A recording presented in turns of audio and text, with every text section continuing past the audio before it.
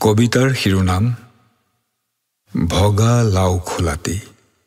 ৰঞ্জিত বৰপূজাৰীৰ স্মৃতিত এই কবিতাটি লিখিছে ডক্টৰ বীৰেন্দ্ৰ কুমাৰ ভট্টাচাৰ্যই। ফুলনিত পৰি আছে ভগা লাও খোলাতি, দুপৰৰ ৰদে আৰু নেহাঁহিব কিজানি। মানুহৰ আস্ফালন ভেটিবলৈ বৈতৰণি। আকৌ এবাৰ মাতা ৰঞ্জিত শুন্তি, আকৌ এবাৰ মাতা।